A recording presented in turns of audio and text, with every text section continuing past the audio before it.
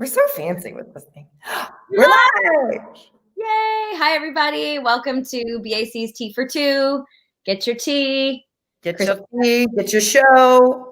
I've got fame, and you will see what Lorin has when she joins us. But welcome, everybody. Thank you so much for tuning in. And those of you who aren't watching live, thanks for joining our Fun Tea for Two series. Make sure you hit subscribe so that you can stay in tune with everything. See what I did there? Stay in tune. Got going. Today, so before we get started, we just want to tell you a little bit about us. We were founded 4 years ago out of a passion for educating, passing on what we've learned, and wanting to be able to really create our own curriculum and way of teaching with Chryssie and I, best friends, meeting in 2001 on the first national tour of Fosse. And here we are, and Chryssie will take a little bit about what we offer before we intro Lorin and bring her in. Yes, we are doing a private online training. We have a mentorship program. We do private coachings in dance, musical theater, as well as acting for camera. And then we have our in-person intensives that we're trying to get back to as soon as we can, good Lord willing. And we have our summer programs. So we have a lot of things that we're offering just because we've done it all. We're happy now to just pass it on to the next generation. We love doing these Tea for Twos because they're our friends, they're our colleagues, they're our peers, and they're just honest, serious chats. And so who we have today is someone who's really had a beautiful career, starting as a dancer and ending up as a Broadway choreographer. But we want to really get into her life and her journey and see where you can reflect and where you can kind of, how do you relate to that and how can you be inspired by that, you know? So maybe we should just talk about Lorin, or should we just bring her in? I'm going to read a little bit from her bio, you guys. So Lorin Latarro is currently choreographing Broadway's Mrs. Doubtfire and The Visitor, and Almost Famous, I think. I'm not sure about that. We'll ask her. Lorin has also choreographed the Broadway London's production of Waitress, LIAISONS Dangereuses, which I don't know if I'm pronouncing correctly, with McTeer and Schreiber, and Waiting for Godot with Ian McKellen and Patrick Stewart. I definitely want to hear about that. She's associate choreographer of The Curious Incident of the Dog in the Nighttime and American Idiot. She's choreographed a ton of stuff, you guys. But she's also performed in 14 Broadway shows, including Movin' Out, Fosse, Swing, her first Broadway show, Kiss Me Kate, A Chorus Line, which she did with Chryssie, and Man of La Mancha. Lorin has danced for Robert Wilson, Martha Graham, and Momix. She's also worked with Pina Bausch, Yuri Killian, Pete Townsend, Green Day, Sarah Bareilles, Melissa Etheridge, Cameron Crowe, and Charlize Theron. She holds a BFA from the Juilliard School, where she's also an adjunct professor, and she's a Drama Desk, Lortel, and Chita Rivera nominee. Last but not least, Lorin has traveled to India and Africa multiple times to work with the Gates Foundation in family health and planning. So she has founded the organization artammo.org, Artists Against Gun Violence, as seen in the New York Times, PBS, Rachel Maddow, and BBC. Without further ado, here is activist, choreographer, performer, mother. Lorin Latarro, everybody. Hello. Enter with a grand jeté. Pretend these are my legs, as I always say. Yeah. We're so excited to have you. Thanks, Lorin, for your time today, just to share your heart and your story. It's truly an honor and a pleasure. I haven't seen you in person, and I don't know how long. We had lunch in Seattle, right? Oh, right, with Hunter. And Hunter did one of these as well. Yeah? Oh, great. Yeah. And she's got her swing mug. So everybody, it's our tea for two and two for tea. Yes, it was in Seattle, and that was Jasper and Deadland that you were working on. Yeah. Is that Fifth Avenue Rep, right? Is that, or no, what's? Yeah, Fifth Avenue Theater. Yeah. Fifth Avenue Theater, right, where Chryssie has worked also. Cool. Yeah, it was cool. Yeah, I was crossing paths when I was doing Cassie. And but my memories of you and I mean, I love the fact that, and we'll get into that you did Fosse on Broadway. Just seeing you in that picture that we'll pull up reminded me of how Alexis and I met. So I love that we all three did the show. Yeah. But is one of the I remember us going to see, like, near Alcatraz in San Francisco. We had a total vacation. I have that in my scrapbook with Brad Anderson, who I just saw yesterday.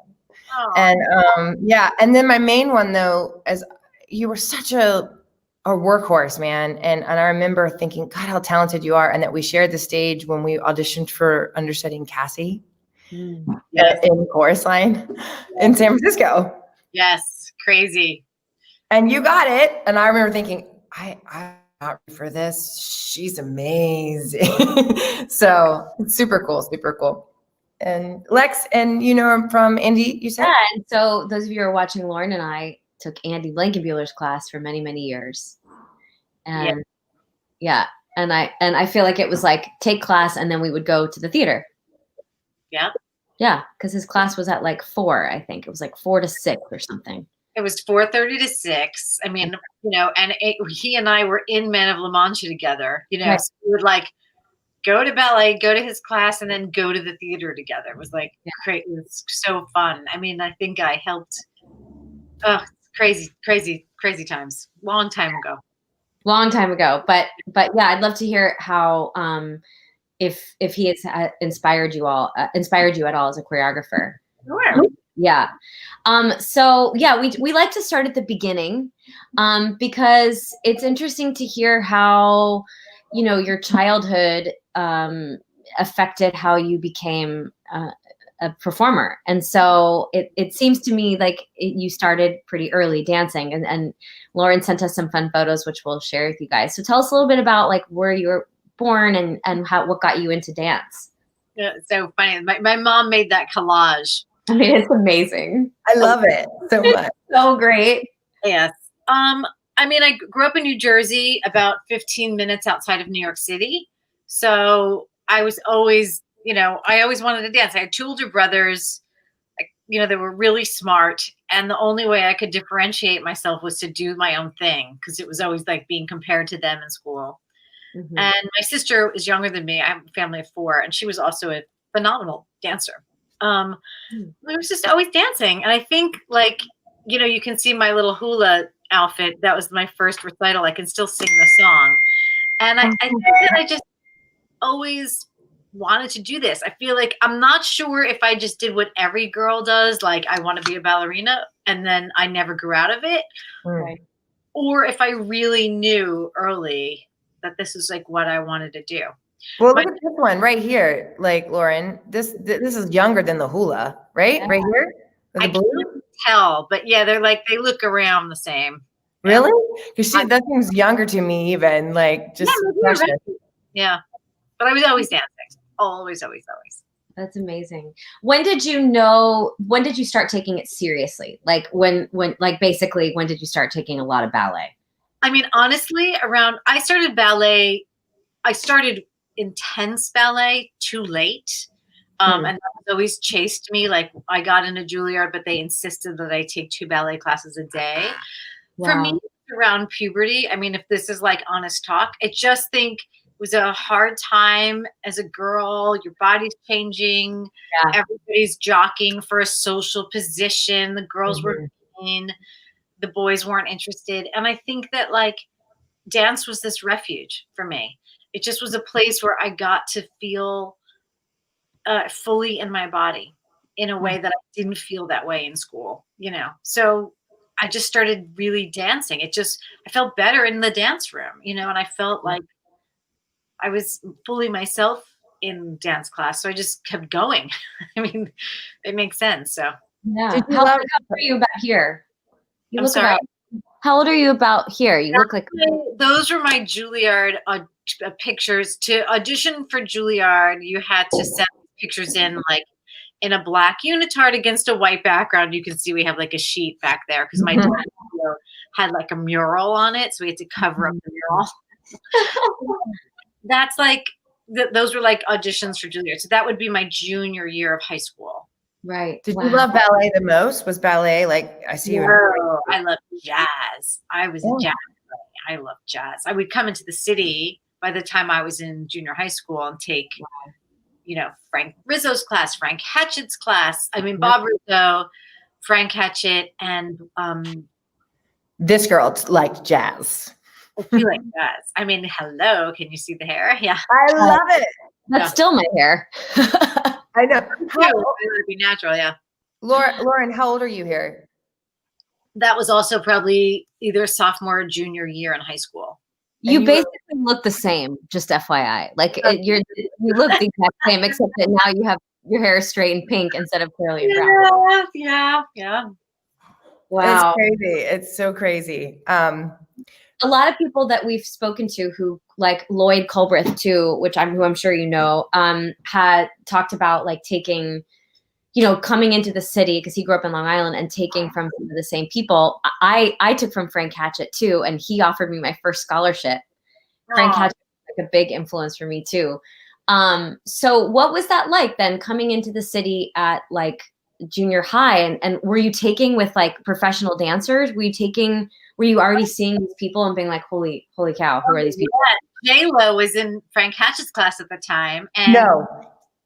So I heard all the buzz that she was auditioning to be a fly girl. And I must have been maybe a sophomore in high school at this point, like maybe. So I tell my mother that I'm also going to audition to be a fly girl. That's incredible. Did you know what the fly girl was? What? Did you know what the fly girl was? Like, it was on TV. It was like in living color, but I was like way too young, But I decide I'm going to go. I skip school and I go to the audition, and I decide that I'm going to tie a red bandana around my thigh, and that is going to be my look. I wish we had a picture of that. So there I was in this like cattle call of like 500-800 girls in this giant warehouse on the west side of Manhattan. And of course I got cut right away because I looked like a teenager. I think I had braces. Anyway, she got the job. J-Lo got the job that day. But okay, this just says a lot about who you are as a person. If you were, I don't know, in braces, so you weren't like 18, obviously. No, I think I was like 14. I mean, I know that I would have been way too intimidated to do that. Like, what has your personality been like since you were a kid? Kind of like, let's just go for it and let me just see kind of what happens. Like, like, tell me a little bit about that, because that's really brave to do that at 14. Mm-hmm. I think early on, you keep hearing this, right? I tell all the kids this, like, if you want to be in this business, you have to get used to the word no, because you're going to hear no a lot. And I think I believed them. And so no didn't faze me. Like it still doesn't. It's sort of like, all right, well, you're saying no, but how else can I make this happen? Because that's what I wanted. So I just was like, so. Was that instilled in you by your parents? Did you have your parents' support in that? I mean, they're amazing, and they always supported everything I did, but they didn't know anything about show business. I mean, right. But they supported me. But that sort of tenacity, for better and for worse, was mine. Good for you. That's amazing. I think that definitely says a lot about your career as we go through it, because you've made a lot happen. And obviously you have to have talent, but I felt like Dilise was a little bit like that too. Obviously, Dilise. And definitely I don't know if Chryssie, if you felt that way with when in our interview with her, she definitely she just would go for it. And it was like, hey, I just got to go for it. So I love that. Somebody's going to do it. So with that said, so you always loved dancing, but in middle school or high school, did you ever do singing and musicals, or was it only just dance? No, it was always singing. In fact, again, another high school story. I auditioned for a girl group and I got the job, but I lied to them and told them I was 18. Daphne Rubin Vega. Ironically, she was in it was a 3-girl group. They had like 2 albums on Atlantic, and one of the 3 got pregnant and left the group. So I took over the job.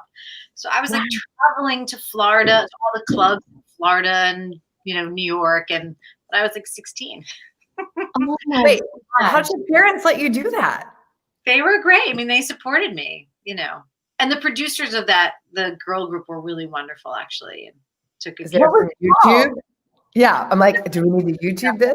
Yeah, what was it called? Never gonna tell you. No, it was called Pajama Party. It was actually it was had 2 top 40 hits, and Daphne left the group to do a show because she needed her equity card, y'all. And she was bummed out because she was going to be making such little money doing this little show downtown at New York Theater Workshop. And do you know what the show was? Rent. Rent. Oh yeah. Yeah. New York Theater Workshop. Yeah. I heard about that. Yeah. In fact, her Mimi outfit, like the blue lycra and the blue lycra pants and the leopard print boots were actually our costumes from Pajama Party. So she sort of used them in the workshop, and that became Mimi's costume. So I have a pair of those boots in my closet. No way. Because we would tour with, like, we'd use that was our outfit to, and you know, that was our little costume. I have a question. Chris, did you find something? But I'm sorry? I just am curious. Is this it? Yeah. That's one of them. Is it? Yeah. I mean, that's like now that's not Daphne anymore. By then she was already a big star. But This is some. Is that you? No. no, I'm in the silver. Is that you? Oh my God. That's amazing. And it's at Gay Pride. I love this so I much. love it. Yes. Wow. Look at you. That's amazing. This is 1996. Oh my God. Kill it. On the floor. Look at you. Fun. And take it off. It's Sorry, terrible. taking it off. But that's incredible. Sorry. Hold on. That's amazing. That's amazing. Okay, so you've been essentially a professional since you were like 16. Yeah, kind of. Yeah. Wow. Okay, so you're in high school. Like, did you do high school musicals at your high school? Did you go to performing arts high school? Like, what about that? My parents didn't let me do that, and that's a bummer. But I did all the sorry, I'm echoing. I was in choir. I loved choir. Choir, and we did Anything Goes. This was the big musical that I was in. And did you choreograph those, or were you performing in them? I performed in the musicals and performed in show choir, but I would also choreograph the younger show choirs. So okay, I had a feeling you started that early. Mm-hmm. So then, what led you to choose Juilliard? Because we also like to talk about, like, for our. Not just our, we have a little bit of an older audience, and a lot of our students at BAC are like on the cusp of moving to New York. And some of them, are not as close to New York as you were when you were growing up. So like, what was your decision to go, all right, I'm going to go to school in New York City, and especially Juilliard, which is just such a, it's such an iconic program. And tell us a little bit about that. And that again, I think that kids today are so lucky that you have all of these things at your fingertip, including the internet, to really understand what programs are, what kind of school would work for you, all of those things. That didn't exist back in the 90s. So I wanted to go to Juilliard because it's like what everybody talks about. Like, I didn't really know what went on inside the building. I just knew I wanted to be there. So yeah, that's from college. That's Juilliard days. That's Andrea Weber on the right. She danced for Cunningham. The woman who's lifting me danced for Twyla and Lar Lubavitch for years. Wow. McDonald, the boy with the sneakers on the left, danced for Mark Morris and Limone for years. Brianna in the back danced for Ali for 20 years. And Susanna is from Italy, and she danced with Jennifer Muller for many, many years. Wow. What an amazing experience Juilliard must have been. I wanted to go there too, but my mom wouldn't let me even apply to Juilliard. But so like, you're in the city at Juilliard, and was it just an amazing 4 years? Was it just like this all the time? It's a great photo. Did it work you to the bone? I mean, you were taking 2 ballet classes a day. Like, wow. It was for me, it never felt like work. I loved every second of Juilliard. The dance division for me was warm and fuzzy. I mean, I had a glorious experience there, and they really taught us how to live as artists and how to maintain artistry, how to have a long career. I really think they gave us the tools. I love it, and I still love it there. I was always getting in trouble because I was always like collaborating with the actors and the opera singers, and and the Juilliard's not about that, which was hard for some people because it's very segregated. They're sort of classicists that way. So I was like always leaving to go to Broadway Dance Center to take like AC's class or somebody's jazz class, and then missing a ballet class and getting in trouble or stuff like that. But when you went to Juilliard, did you know that you wanted to do Broadway? Like, why did you go to Juilliard? Did you want to do Broadway and do musicals? That was what you wanted? Yeah, again, don't forget, I didn't know anything else. So I just went to Juilliard because that's like the brand name. I didn't understand that there were other places to go to actually work on musical theater. Right. So, but I was always singing, obviously with the girl group and like lessons and stuff. So even at Juilliard, I knew I wanted to dance in a company for a while. And then I knew I wanted to eventually be on Broadway, and they were supportive. My senior showcase, I even I did a number, like a musical theater number, in addition to a classical piece. But, wow, that's surprising to me because I know Juilliard has, that's really cool to hear because I in my mind, I think of Juilliard as very like, you have to. But again, don't forget, I don't take no for an answer. Yeah, I love that. Good for you. There was going to be a jazz trio on that stage, and I was going to be singing and dancing.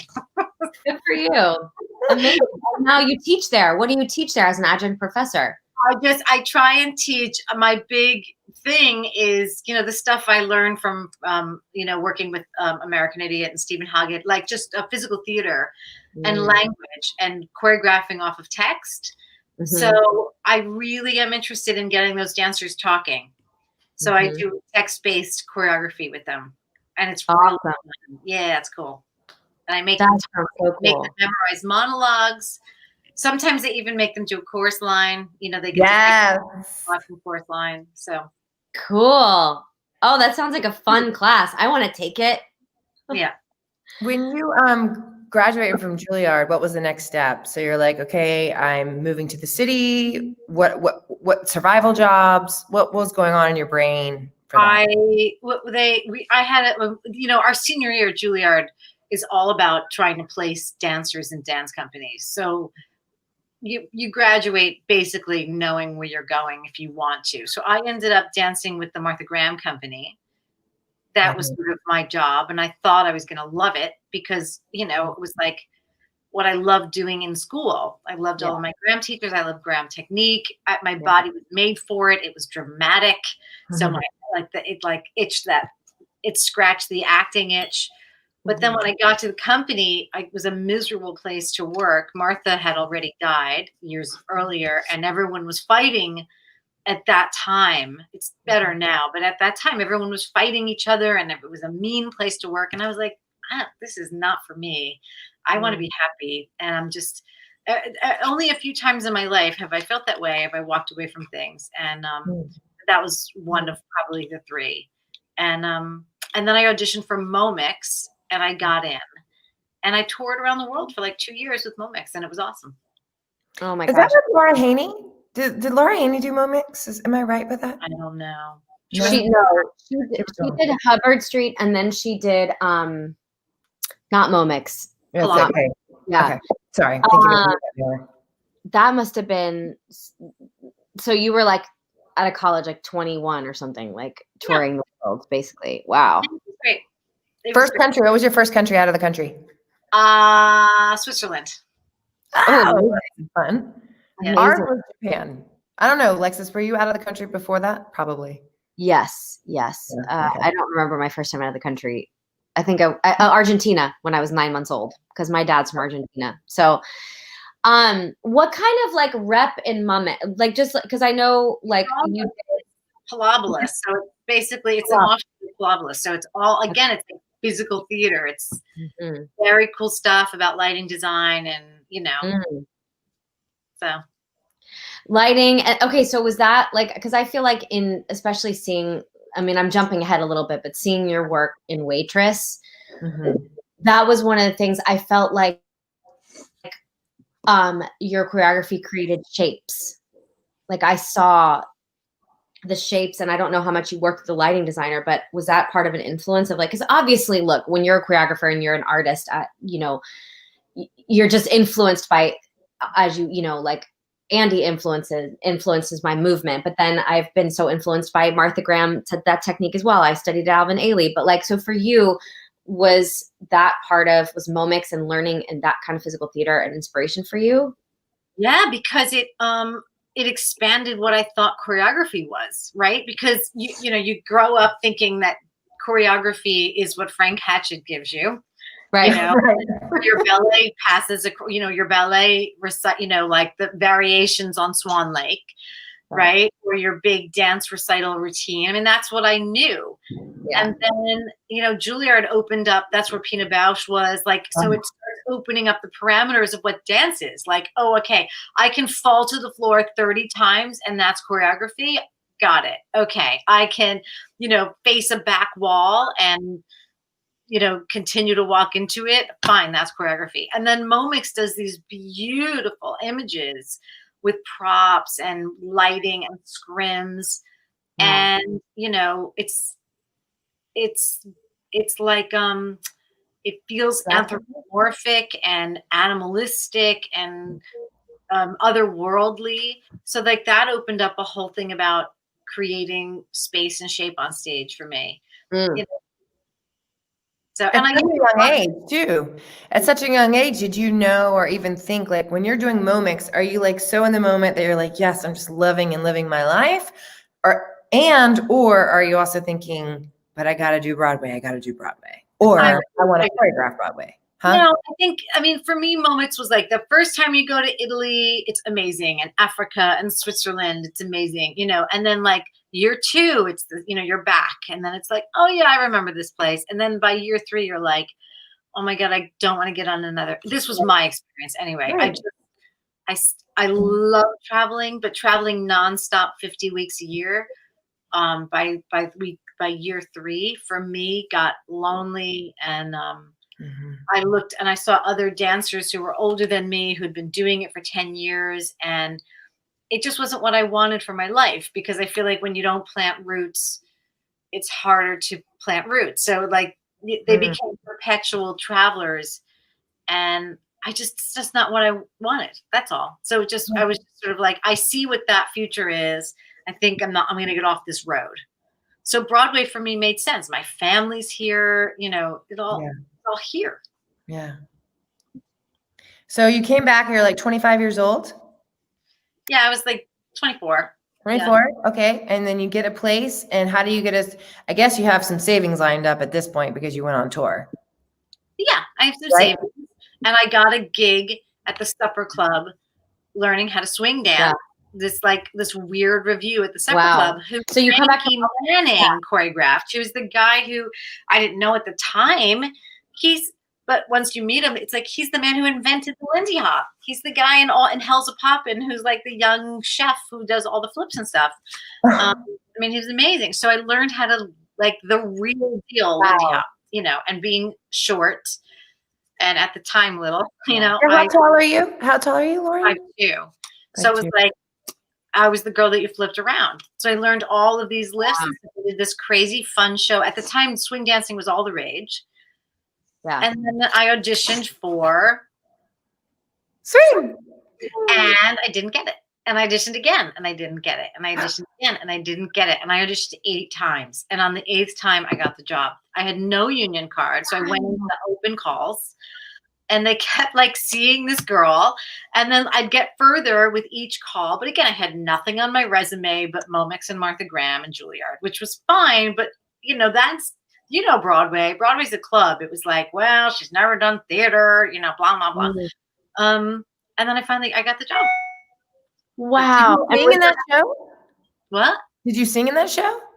I covered Laura Benanti. I was her understudy. Wow. What? Wow. So she was still in it at the time. That's amazing. Yeah, she was in it. I was there for the whole run. So you did the original cast or no? So the week before opening night, the lead Lindy Hop dancer, who was like the Lindy Hop champion of the world, Jenny, with her husband Ryan Francois, who's still travels all over the world teaching Lindy Hop, she broke her heel on one of the landings. So I got the job, I learned the show. I went into rehearsal on Monday. This is insane. Monday, Tuesday, Wednesday, Thursday, Friday. My Broadway debut was Friday night. And it gets crazier. Rod McCune, who was a big Broadway dance captain years ago, was the dance captain, right? So I learned the whole show. Mind you, the whole show is partner dancing, like 32 flips in the air a night. I learned it all with Rod, the dance captain, right? In rehearsal. Now, again, you have to understand, I did not know Broadway. I had no sense of what Broadway was. So I thought I was doing the show with Rod because I learned the show with Rod. So I get to my put-in on Friday. I didn't know what a put-in was. Like, nobody actually explains this stuff to you. They just assume you know it. They assume you know. That is so true. So I show up at this mysterious put-in, you know, and I have to go downstairs, and I'm on my I got my costume on, and I come upstairs in like a costume that barely fits me because it was somebody else's, you know. And there's Ryan, and Rod is like, "Oh, this is Ryan. He's going to be your partner. He's that." And I was like, "What?" Wow. But anyway, Ryan was such an amazing gentleman and took such good care of me that first night. You know what I mean? Because he just knew that I was like, Yeah. That was Wow. That's How did it amazing. go? Was it fun? Besides being terrified? It was terrifying, but until it was extraordinary. The show was one of my favorites ever. Yeah. How long were you with the show? It was only open a year, so basically a year. They closed a year later. Did you do it with Dana Salamando then? I'm sorry? Did you do it with Dana Salamando? Yeah. Dana came in. She's a wonderful lady. We love her. We love her so much. We need to do a tea for two with her. Yeah. She's a great choreographer too out here. Yeah.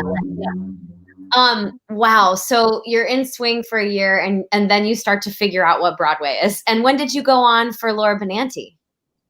A lot. I mean, it was crazy. I mean, again, like they needed a cover for her, and Michael Rafter took me upstairs, and he was like, "Sing this note, sing this note, sing this note." And it was crazy. Wow. That's what I was going to say is like, you're being thrown into not only that, but a role, right? Yeah. And have you never had any acting classes at this point? No, and I was never a great actress, but I was always a good mimic.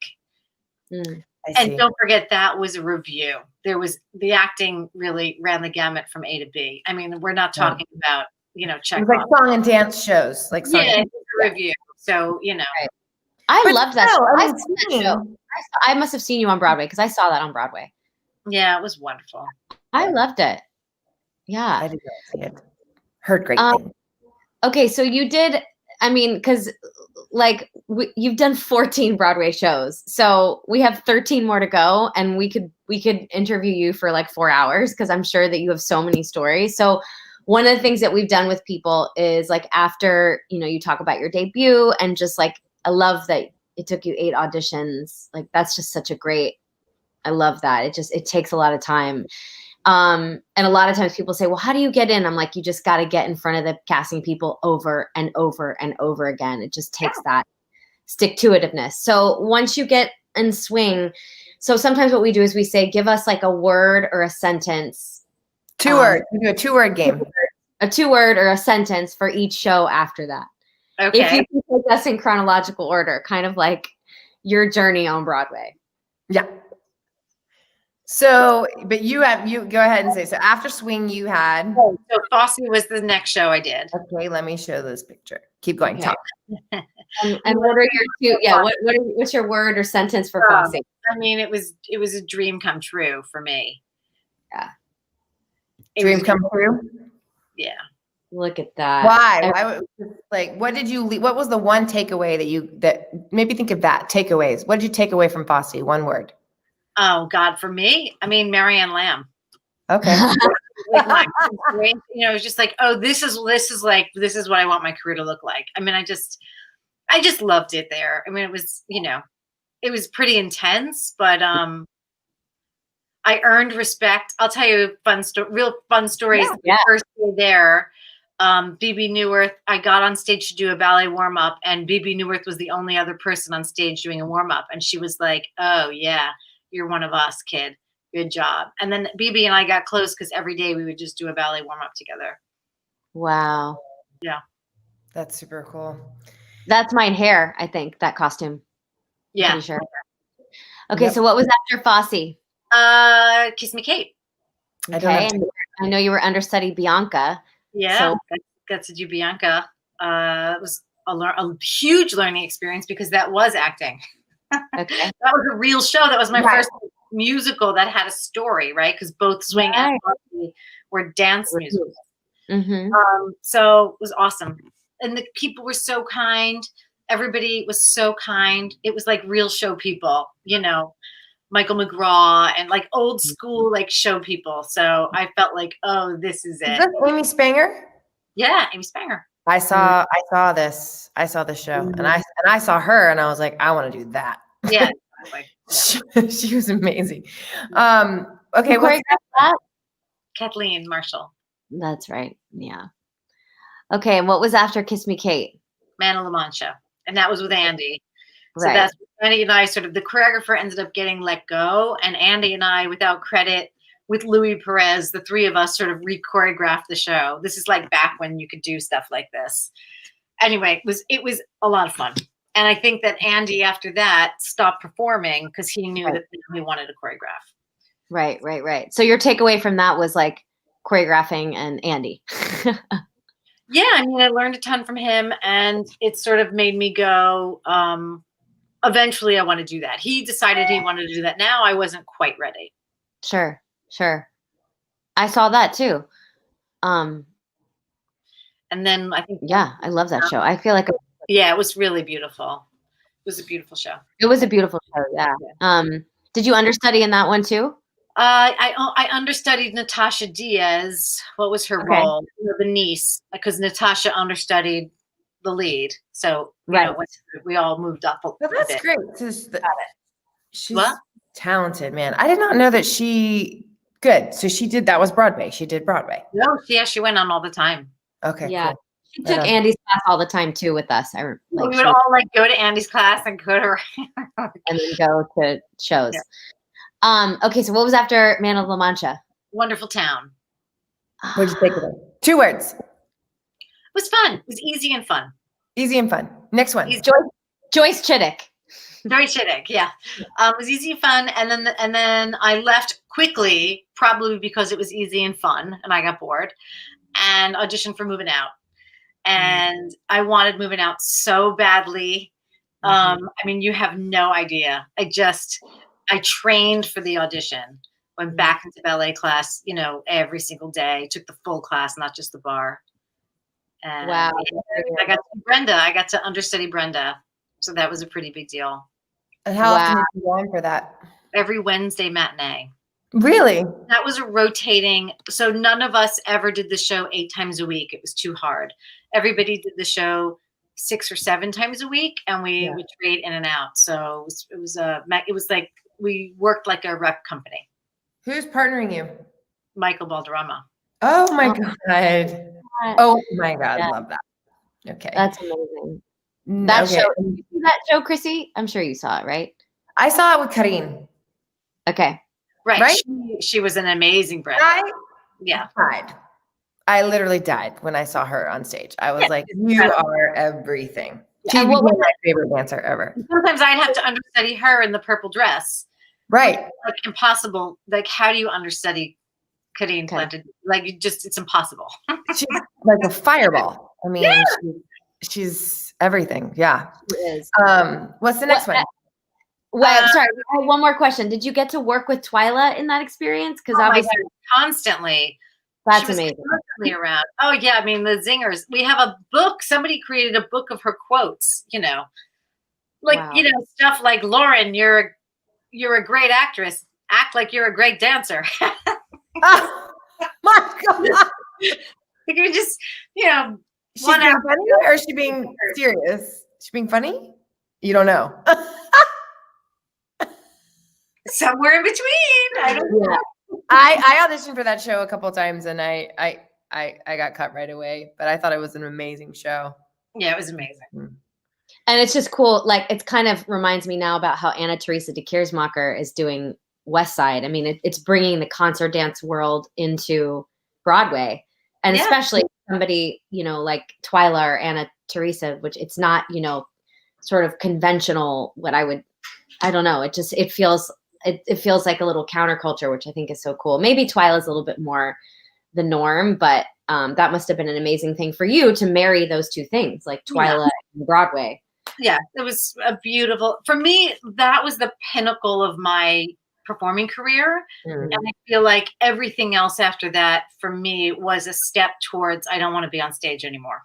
It just took me a lot of time to really, really make with that chorus line, I think being the most messy, sadly for me. But it just was like nothing would compare with that. That show was, it just was exactly everything I wanted to be doing.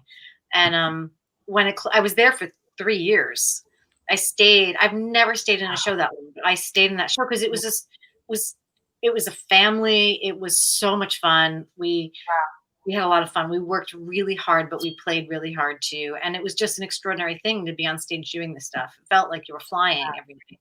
Yeah, that work was remarkable. Yeah. What do you think when you say all that? What do you think Broadway is? What does Broadway mean to you? You've done all these Broadway shows. Now you're choreographing for Broadway. But just the word Broadway, because so many of our students and our artists and us too, and even for me now, like, what does Broadway mean to you, Lorin? I don't know. I mean, from a technical standpoint, to me, it means that everybody in the room is the top of their game, is the most unique and exceptional singers and actors and dancers, and directors and choreographers. And I mean, that's when I think what makes Broadway very special, the architecture of Broadway. It's also, every show is different. And I think that every show, it's about the relationship between a show and the audience and what that does to people. And a show like Moving Out created an electricity that, people just kept coming back and back and back. American Idiot was like that too for me. And some shows don't have that electricity. They don't do that thing, but that's the goal, I think. Yeah. No, I love that. Wow. Because we all have such a different experience of, I think, Broadway. Like you said, it got messy for you towards the end in chorus line. Like, I didn't realize it. I didn't even know in chorus line that you were wanting to choreograph. And Bradley was like, "Oh, she's been talking about being a choreographer for a long time." It's like, this is, and was chorus line after Moving Out? No, Spamalot was after Moving Out, and then of course. And what's cool is the picture of. This is really cute. Spamalot with Asmaret and Abby. And Abby's gonna be doing one with us at the end. So as she's bringing this up, look at that. Look at those costumes, man. Oh, they're awesome. I loved that show. Asmaret and I have been friends for a long time, and I don't know if maybe the night I saw it, you must have been in it because I saw her in it, but I think I saw her go on as maybe in the tour when she was doing Lady of the Lake. Maybe that's where I saw it. Look at that. So like in hearing what you said, that everything after you felt like after Moving Out was moving towards choreographer, like as we do these takeaways, like from Spamalot, Chorus Line, and then like what were your takeaways then from those and how it was leading you closer to your pursuing being a choreographer? I mean, honestly, I just enjoyed performing less and less. And I was more and more aware of my limitations as a singer, or even as I was getting older as a dancer. And I became less and less interested in the ego of performing and more interested in the collaboration of creation. So I would find myself in rehearsals being much happier than I was putting my makeup on, getting ready to perform. Whereas it used to be the inverse of that. It used to be on rehearsals boring and I couldn't wait to get on stage, you know. I'll do it on the day, you know what I mean? Was like when I was younger, but now then all of a sudden it started to switch. And you know, I was always very lucky to understudy a lead role in every show because I was just, again, a good mimic. So I could mimic the performance, which makes directors happy because, you know, it's like, oh, it's just like plug her in, you know, we know what to do. And I understood that because I always had a choreographer's sort of brain. I understood that a director just sort of wants to plug you in. They don't want a different take. They don't, you know what I mean? They just wanted the show. They didn't hire you for that. They hired you to do what they're doing. Right. But I understood that and I did it. And I always had a sense that I was a pretty good singer, but not Sutton Foster. You know what I mean? I would understudy her, but never be her, kind of a thing. Right. And that was fine with me. But after a certain while, it was a lot of work. It's a lot of work and a lot of anxiety performing, understudying. And at a certain point, I just was like, I don't think I want to do this anymore. You know? Yeah. What was that moment? Do you remember? Like you said, of course, I was messy. Of course, I was really, for me, the moment where it all just sort of came. It just all of the limitations were very present, and the not wanting to jump through hoops to, you know, show everybody I could do it anymore, and just like there's another way now for me. I think, you know. Yeah, Lorin, now I can see that because like even just looking back, I mean, knowing how talented you are and you were, because obviously you still are here, you're talented, to play Vicky Vickers, even though you were hilarious and fabulous and you made us like that. But to it's like, don't put baby in the corner. And it was almost like. It was more like, I know that there's reasons why. It was more like I understood why I was Vicky Vickers and not one of the other characters. And that's really, I think, a thing to say out loud, because I think that people have to really, you can't take no for an answer, but you also have to be realistic about where you fit in the world of Broadway. And I think I was really clear on where I fit. And after a while, that place was really satisfying for a very long time. You know, right up until then, what is that? At this point, we're on like 9 Broadway shows, 10 Broadway shows.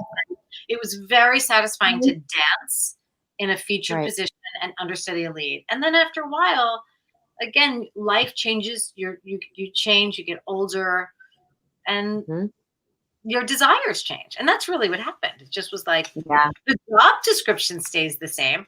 It's like, this is it. You know, it all of a sudden it just didn't taste as good as it did. When it first started. Yeah. That's a great analogy. Totally. It's like when you cut out sugar and you're like, want milk chocolate, and then you decide to cut sugar out, and then when you go to have it, you're kind of like, this actually doesn't taste. It's like it doesn't feel right anymore. Or at least that's what I tell myself with sugar. Exactly. I mean, that's really what happened for me. So I started really focusing on what, you know, how do I shift my career? What else can I do? You know. And how did that, and like, I think just talk us through that transition, right? Yeah. Like, of just like, choreographing, go ahead. Just like how you've transitioned. What was that like? I think that the transition takes a lot longer than anyone expects. I mean, it certainly did for me. And, you know, I can speak about other friends who were choreographers, Andy included. I mean, I think between Man of La Mancha and In the Heights, there was 9 years. You know, these things take a long time. And I think sometimes it even takes a longer. Everybody knew me at this point. Every producer knew me as the, like, you know, oh yeah, the girl who likes to get tossed around. She'll say yes, she's easy. You know, so it's hard to shift people's perspective a little bit. Like, you know, oh, we're going to give her an $18 million show to run, you know. So it took some time to prove that I had the goods. How did how did you do that? How did you start?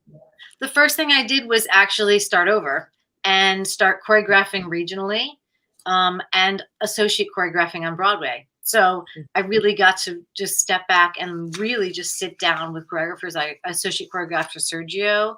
I did a lot for Andy as an assistant, and I associate choreographed for Stephen Hoggett for a couple shows. So I watched a choreographer and a director collaborate. I watched directors negotiate collaborating with producers. I watched them articulate ideas to actors and singers and dancers. I watched when things went wrong. I watched when things went right. I learned a ton by just sitting back and being a student again. So that's actually, that was my approach. Everybody approaches it differently, but that's how I did it. And then I auditioned for Waitress. And again, there were a lot of people telling me, don't audition. You shouldn't have to audition, you know. But I was like, whatever. They say no. I've heard it a million times before. Yeah, but I mean, wait a minute. Right. You auditioned for Waitress as a choreographer, or you auditioned for Waitress as a dancer? No, as a choreographer. You know, As a choreographer. Yeah. Yeah. So So What did that's that look what like? How did that look like? Andy did that for In the Heights too. I mean, that's how we got. I helped Andy on In the Heights. I was one of the Me too. dancers. Audition. I was too. We were in that together. We like made it up after the class one day. We made it up in the class. Wait, I'm sorry. Hold on. I have pause. What does, when you're saying I had to audition as a choreographer, if somebody's listening right now, they're not, what does that mean? What did you do for that? I had a meeting with Diane Paulus, and she said, this is what we're running into a problem with the show. We don't know what to do with these pie moments. What do you got? Show us, try and come up with choreographing 2 numbers and 3 pie moments. And the producers gave me a little bit of cash and some studio space. And they said, we'll see you in 2 weeks. And I hired my friends and I paid them whatever I could from the cash and made up what I imagined the show should be. And 2 weeks later they came, and that's how I got the job. You know, but I auditioned against my colleagues, a couple other people. When you audition though, is that because I'm just curious about it too. Is your agent submitting you on that? How did you find out about the audition? It might have been the producer or somebody who knew I was choreographing. You know, again, the other thing the reason why associate choreographing works, I think, well as an apprenticeship program towards Broadway choreographing is that you're in the room with Broadway producers. And inevitably, like on American Idiot, there were days where I had to change something or put something up for the Tony Awards in high pressure situations, and the producers are watching. You know. Got you. So and everybody knows each other, right? So it's like a phone call away. So that's why associate choreographing for me was a real blessing. Cool. It's also a real blessing. And you've done 14 Broadway shows. So like you said, people at least knew who you were. Yeah, but it's different. Performing in a show is different than being on a creative team, for sure. It's definitely a different thing. Like I said, that stuff didn't count at all, which was weird. It was weird after like this big, like, oh, I've done all these shows, that none of it mattered. Like I even had a producer. This is a true quote. Are you ready for this? Yes. Oh, you've danced in all these shows, but what do you know about choreographing? And you're like, what? You know what I mean? I'm like a dancer at a very high level for my entire life. High level sponge. That's what I am, a sponge. But that's really how they think. So, but that's not weird at all, Lorin, because the same goes when you're transitioning from being in New York to LA, like from Broadway to like it doesn't translate in things that like it, even though as an artist it can, but in I think producers' minds or casting minds or whatever, it doesn't always translate. Yeah. So hold on. I have to get a plug. Give me 2 seconds because my computer. You guys talk about I'll be 30 seconds. Okay. No, that's okay. What's our next photo? Or is that the last photo we have so we know it? I think that is that was our last photo. Chrysie's our techie. I'm looking at our backdrop. She's got American Idiot moving out. She's super cool. It's such a great shot. I just pulled this one. We love the red coat. So those of you who are watching or who watch this, like, I think it's really cool to see that. I think one thing in common, like we were saying with some of the other people that we've interviewed, Lorin, I will say is that I found this with Jess Patty too, that people have like, I love that, your little girl in the background. People, I find a lot of people who've had successful careers and who are even in the midst of transition, there is a real pointed sense of like, I want this, and I'm pretty much willing to either start over, or I'm willing to do whatever it takes to humble myself to get there. Because I think that really shows a sense of humility on your part when you're like, okay, my 14 Broadway shows don't necessarily count. Like, I'm going to be a student again. Yeah. At whatever age. And that says a lot about who you are as a person. And I think that's something we try to teach, that like with a confidence actually comes more humility than anything, because it's the opposite of like the ego of proving. It's really the inverse of it. It's like, I'm confident in who I am. I know I can do this, and I'm totally humble. And I'm totally humble, and I'm going to keep practicing at it. I'm going to keep practicing it because it's just going to be better. It's also such a gift. I mean, listen, to be able to, it worked for me to practice choreographing. In other words, I could sit in a room with the best brains. Take Stephen Hoggett and Michael Mayer, for example, on American Idiot. And I could throw out ideas, right? And see if they liked them. And my ideas had no consequence. In other words, I wasn't going to get a bad review. The producer wasn't going to come and yell at me for having a bad idea. Like, you know what I mean? Or the actors weren't going to get fussy with me. I could practice having an idea, get a sense of if I was on the right page or not, tone-wise, for free, with zero consequence. Now, how did you get that? How did you get to become the associate choreographer? I mean, how did you get to get the jobs? Like, you say pretty easily, like, oh, I started choreographing regionally, but that's also another feat. Also, how did you get into the room? A reel together. Don't forget, I was always my whole career choreographing for Broadway Cares, Equity Fights AIDS, Broadway Bears, every free gig, you name it, I was choreographing. I would assist Kathleen Marshall. I would assist Andy. I was always in a room. So, Got it. You know, those choreographers would get asked to do things. They're not going to go choreograph regionally, but they would say, you know, there's this young girl who is interested and has a proclivity towards it. Maybe you should call her. You know, so it sort of started out like that. It was not easy. No, I mean, it's been how many years? I mean, I'm so happy for you about Waitress. You have been a part of a show. I've seen it 3 times. I got to see it 3 times, like with students and with this and that. And it actually, like, the whole story kind of affected me on a really personal level. The lead character reminded me of my mother, actually. I don't know if you ever met my mom, Lorin. Did you meet my mom? I have, yeah. Yeah, all the chorus line people met her. Well, she passed away. But the lead character reminds me so much of her. And why I'm saying this to you is that I can't get over how much I was so deeply, like sobbing. Me too. Affected. Yeah, Sobbing. yeah. And by this show, and it's not every day does somebody get to say that I got to be a part. And my hand of my part and my collaboration was a part of this story that deeply touched so many people. Oh, thanks. Yeah, I got really lucky. And that process must have just been scrumptious to create. Literally. Yeah. No, I mean, it was hard. No pun intended. Hard because it's so vulnerable. So when a show is about something that's vulnerable and scary and dark, it's, you know, it definitely triggers people. So it was not an easy process by any means. We all worked really hard.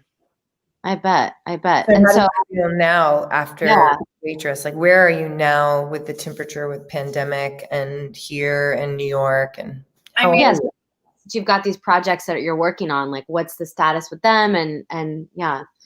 I mean, Mrs. Doubtfire, I think, will come back to Broadway, but it was a crazy thing. We were on our 4th preview and audiences were loving it. And then, boom, The Visitor, we were about to start tech at the pub. Almost Famous, it was slated to come in, you know, in a couple months. So I feel very grateful that I think all of these shows will have a place post-pandemic. If I frame it as this was a big year for me, it took me 20 years to get here and it just all blew up, it makes me pretty sad. Yeah. If I frame it as this was a big year, but it was also a really scrumptious year for my 2-year-old, and now I'm getting to spend this year with my 2-year-old, it makes me happy. Yeah. I'm reading a ton of books. I'm learning a ton. I'm, you know, trying to do righteousness in the world in this time and put some good into the world with donating my time to some causes. And and that's it. You know, it's just sort of all you can do is be present and understand that everything changes and everything dissolves and nothing's permanent, and we will get through this and we will move on, and Broadway will come back because we've been telling stories since people became people, you know. So Absolutely. What a beautiful perspective. I mean, that's definitely the positive way to go. I admire that. It's very inspiring to hear you have that perspective. And are there some days though where you're like, this is effed up? Like, do you have those down days? oh, yeah, like an hour ago. I mean, every day it's like, it's insane, but there's nothing we can do about it. So what can we do in this time to be good to ourselves, to be present, and like grow as people, as human? You know, there is space to grow as people right now because our space is not being taken up by dance steps or auditioning or competing. So what do we do with that space? Yeah. Well, that's what we've been, you know, Alexis and I on 2 different coasts have been pouring our hearts into teaching. You know, it's always been, I've always loved it. I was teaching during, you know, and then we were also both directing and choreographing. She was choreographing Hair, 2 productions of Hair in California. 2 different productions of Hair at the same time. So random. And I was doing Hairspray and was about to do Mamma Mia. You know, but definitely what we've done is we've been like, okay, well, that can't happen right now. And then that's just not going to happen right now. So pouring into BAC and to our community of artists and how we can help, that has been such a light and a love, and to be able to share people like you with our, because you are a part of our community. You know, we may not be as close, but it's so super cool to be able to call up and say, and even thank you for, I'm just happy and proud of you for being just cool and grounded, Lorin, because you don't have to be, you could be, yeah, I left that life. I got this. Wait, what? You know what I mean? You could have changed and you didn't. I know that. And I was going to say, that's what makes Broadway, to me, what Broadway is about. Cause I left so long ago, but I still feel connected to the community, because I think once you give your soul and realize how much work it takes, there's a kind of connection you have to even the people that are still on Broadway or the people that you came across at the time. And so it creates a real web. To me, Broadway is a web of community. It really is about community, much more so than what's on your resume. It's about what's in between the resume. Yeah, absolutely. And the people you meet and you know, So we like to end with, well, we have one question that we end with. So the last question for you is, hold on 1 second. Hold on 1 second. We gotta get prepared. Our technical whiz from BAC. So as we pull up this final photo, don't worry, it's not anything scary. Oh wait, it's gone. Oh, it went away. Went away. Here we are. If you could go back in time and you would have a chance to say something to this little girl here from your now future perspective, what would you say to her now? Oh gosh. I would say, don't waste your time trying to impress people who are not your friends, and just do everything for yourself, because that's all that matters and that's all that stays with you. It's not about the awards or the applause or anything like that. It's just about, you know, your memories of where you choose to spend your time and being kind, you know, along the way. Yep. Oh, that makes me cry. Just thinking, like, knowing you have a little girl, and when I think about my son and what I want him to revel in life, that's exactly it. Yeah. Yeah. Beautiful. Oh my gosh. Thank you so much, Lorin. You're an inspiration. Oh, I miss you. Yeah, truly. Thank Love you. Bye. Bye, everybody. Love you guys. Thank you so much. Thanks for being here. Bye. Thanks for tuning in, everybody. Please share. This is like a beautiful interview to share with people who are artists. Just artists. Just artists in general. We're still in the middle of COVID. It's, you know, the date is October 8th. and we're still going strong. So thank you for Lorin Latarro and your time. Thanks, Alexis. I love you. Thanks, Chryssie. Thanks, you guys. Make sure you share with one person and subscribe. There's more to come.